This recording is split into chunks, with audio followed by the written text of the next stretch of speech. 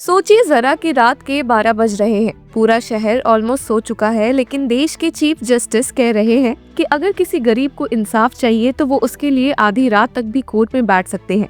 पर यही एक और सच भी है कि ये वही चीफ जस्टिस है जो खुद जुडिशरी के डिले, पेंडेंसी और सिस्टम की स्लो स्पीड से परेशान है। ये कॉन्ट्रडिक्शन नहीं है, बल्कि जुडिशरी के अंदर चल रही एक ऑनेस्ट सेल्फ रिफ्लेक्शन है।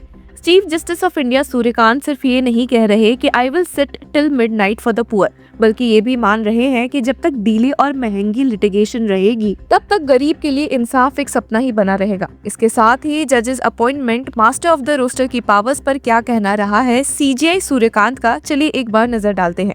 अब रिसेंट एक हियरिंग के दौरान सीजेआई सूर्यकांत ने सुप्रीम कोर्ट की प्रायोरिटीज को क्रिस्टल क्लियर वर्ड्स में रखा। एक पिटिशन को डिसमिस करते वक्त उन्होंने कहा कि in my court there is no space for luxury litigation. ये स्टेटमेंट सिर्फ अमीर लिटिगेंट्स के खिलाफ नहीं था, बल्कि उस माइंडसेट के खिलाफ था जहां सुप्रीम कोर्ट को एक पावर प्ले ग्राउंड बना दिया जाता है। उन्होंने क्लियरली कहा कि I am here for the last person sitting in the last row, the smallest and the poorest litigant. और फिर वो लाइन जो हेडलाइंस बन गई कि if required I am willing to sit here till midnight for them. Statement का impact सिर्फ emotional नहीं है, बल्कि इंस्टीट्यूशनल है। सीजीआई यहाँ ये कह रहे हैं कि जुडिशरी का लिमिटेड टाइम, एनर्जी और रिसोर्सेज सबसे पहले उन लोगों के लिए होना चाहिए जिनके पास कोई और ऑप्शन नहीं है। इस केस में कोर्ट ने सिग्नल दिया कि सुप्रीम कोर्ट अमीरों के ईगो बैटल्स के लिए नहीं, बल्कि गरीबों के लास्ट होप के लिए है। लेकिन जस्टिस सूर्यकांत की सोच सिर्फ ड्रामेटिक मिडनाइट हियरिंग्स तक लिमिटेड नहीं है। Recently Odisha high court bar association के एक सिंपोसियम में बोलते हुए उन्होंने जुडिशरी के डीले और लिटिगेशन कॉस्ट के ह्यूमन इम्पैक्ट पर एक बहुत ही पर्सनल रिफ्लेक्शन शेयर की। टॉपिक था ensuring justice for the common man, strategies for reducing litigation costs and delays.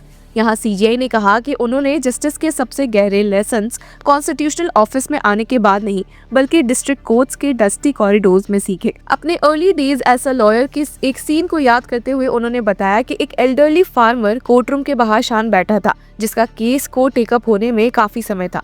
उनसे जस्टिस सूर्यकांत ने पूछा कि वो अभी तक क्यों वेट कर रहे हैं। सीजीआई ने उस पल को कोट करते हुए कहा कि out of concern I asked him why he was still waiting, और फार्मर का जवाब उनके दिमाग में हमेशा के लिए रह गया। उसने कहा कि if I go home early the other side will think I have given up. ये एक सिंपल स्टेटमेंट था, लेकिन इसके अंदर एक पूरी लीगल ट्रेजेडी छुपी हुई थी।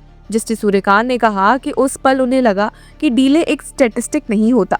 For him, delay was not a statistic in a registry report. It was a quiet erosion of dignity. Litigation cost उनके शब्दों में कोई abstract legal expense नहीं होता, बल्कि फाइनेंशियल विंटर होती है जो गरीब लिटिगेंट सालों तक झेलते हैं। अब इसी रिफॉर्म ओरिएंटेड थिंकिंग के कंटिन्यूएशन में सीजीआई सूर्यकांत ने कॉलेजियम सिस्टम पर भी बात की। उन्होंने कहा कि system certainly far more open and transparent today than it was once, लेकिन साथ ही ये भी माना कि there is always room to do better. एक रीसेंट इंटरव्यू में उन्होंने कहा भी था कि in person interaction with candidates एक वेरी वेलकम स्टेप है, जिससे और ट्रांसपेरेंसी आती है। जुडिशियल अपॉइंटमेंट्स पर उनका फोकस बिल्कुल क्लियर है। उनके शब्दों में, my focus would be to place strong emphasis on merit, experience, integrity and the temperament required to serve as a जज।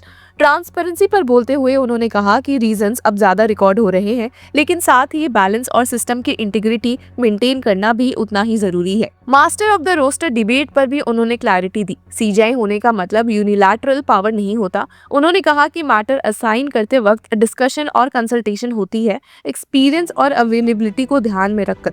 जस्टिस सूर्यकांत ने क्लियरली कहा कि अगर कोर्ट्स को रेलेवेंट और ह्यूमेन रहना है तो रिफॉर्म्स को डीले और कॉस्ट दोनों पर फोकस करना होगा। उन्होंने बताया कि सुप्रीम कोर्ट लेवल पर एफर्ट्स हो रहे हैं कि लॉन्ग पेंडिंग मैटर्स, स्पेशली जहां इश्यूज सेटल्ड या रेपिटेटिव है, उन्हें डिस्पोज किया जाए। उन्होंने अल्टरनेटिव डिस्प्यूट रेजोल्यूशन पर भी स्ट्रॉन्ग एम्फेसिस दिया, स्पेशली मीडिएशन पर। सीजीआई ने कहा कि उन्होंने ऐसे केसेस देखे जहां decades old family disputes, commercial conflicts और इवन क्रॉस बॉर्डर डिसएग्रीमेंट्स भी डायलॉग्स के जरिए सॉल्व हुए। उनका क्लियर मैसेज था कि settlement should not be viewed as surrender but as a strategic and dignified resolution. Speech के एंड में सीजीआई फिर उस एल्डरली फार्मर की इमेज पर लौट आए, कोर्ट के बाहर बैठा हुआ, सिर्फ इसलिए वेट करता हुआ क्योंकि उसकी प्रेजेंस ही उसकी हिम्मत का प्रूफ थी। जिससे सूर्यकांत ने कहा कि व्हेन जस्टिस इज डिलेड और made unaffordable, dignity suffers in small unseen ways. और फिर एक powerful reminder Our collective responsibility as judges, lawyers, and institutions is to ensure that no citizen has to prove perseverance simply to be heard. Punjab और Haryana high court के दिनों को याद करते हुए उन्होंने पंजाब ड्रग क्राइसिस वाले केसेस का भी जिक्र किया। कहा कि ये एक true test of patience and a labour of love था।